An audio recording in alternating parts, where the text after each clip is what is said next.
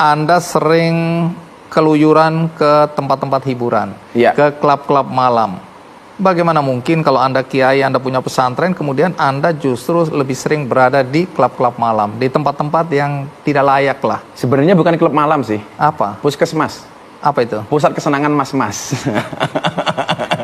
Di makamnya Sunan Derajat di Lamongan itu beliau berpesan, weneono ageman marang wong wuto, wenono ageman marang wong wuto, wenono ageman marang wong wudo, wenono tongkat marang wong wuto. Berikanlah pakaian kepada mereka yang telanjang, berikanlah tongkat kepada mereka yang buta. Saya sering ditanya, apakah tujuan Gus Miftah untuk memberikan hidayah bagi mereka? Sama sekali tidak, karena Jadi hidayah itu urusan Tuhan. Oke.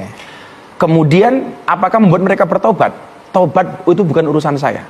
Saya selalu mengatakan, fokuslah kepada proses, jangan berorientasi kepada hasil. Karena Tuhan mewajibkanmu untuk usaha, tidak mewajibkanmu untuk sukses. Fokus saja. Karena saya meyakini mereka tidak akan pernah menjadi PSK selama-lamanya. Kalau toh mereka mau jadi PSK selama-lamanya, tamunya yang ogah. Udah tempat maksiat kok untuk ngaji?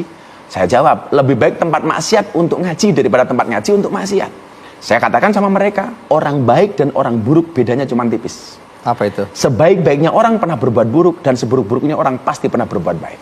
Akhirnya saya tawarkan, itu mereka mau, Mas. Dan orang yang datang ke klub malam itu orang susah apa orang senang? Menurut Mas Andi? Orang senang dong. Orang susah, Mas. Kenapa? Orang susah yang mencari senang. Oh, mencari kesenangan. Maka namanya dunia hiburan.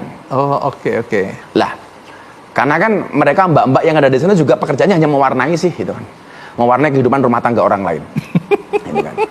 Tapi Lah, Gus, saya ke sana, kenapa kemudian kaitannya tadi dengan saya harus pengajian menyenangkan? Kan begitu? Iya. Lah, kenapa orang itu mencari kesenangan di tempat hiburan? Karena mereka tidak pernah mendapatkan kesenangan di tempat pengajian. Makanya pengajian saya kemas secara menyenangkan. Kalau mereka sudah senang di tempat pengajian, mereka tidak akan mencari kesenangan di tempat hiburan malam. Itu saja.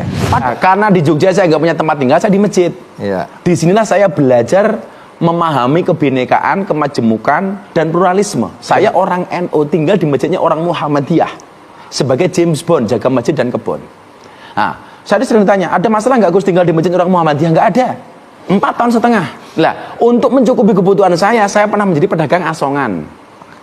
Aksesoris kayak gantungan kunci, peniti di alun-alun utara Malioboro. Itu selama beberapa saat. Kemudian saya pernah narik becak sekitar 6 bulan. Bahkan sampai saya jadi pengurus paguyuban becak kota Yogyakarta. Akhirnya saya berhenti dari becak, cari aktivitas yang lain. Oke, jadi Anda pernah jadi tukang becak itu benar? Benar. Fakta. Maka kenapa di pondok ada becak? Karena untuk mengingatkan saya kepada masa lalu saya. Oke. Ini Anda nggak malu menceritakan semua ini? Enggak, kenapa malu? Oke. Kan ada yang merasa tukang becak itu kurang bergengsi pekerjaannya, profesinya. Ya, tukang becak itu lebih bergengsi daripada wasit sepak bola. Kenapa begitu? Wasit sepak bola itu profesinya aneh, lari ke sana kemari mencari kesalahan orang lain. Saya baru paham hari ini. Dan yang paling celaka, wasit tinju. Kenapa? Ada orang berpelukan dipisah, ada orang pukul-pukulan dibiarin, kan kurang ngajar banget gitu. Ya, semakin paham saya. Bahwa ada profesi-profesi yang sebenarnya harus dipertanyakan. Apakah dia akan masuk surga atau tidak?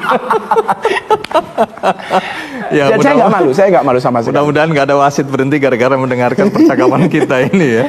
Oke, menarik sekali Gus. Nah,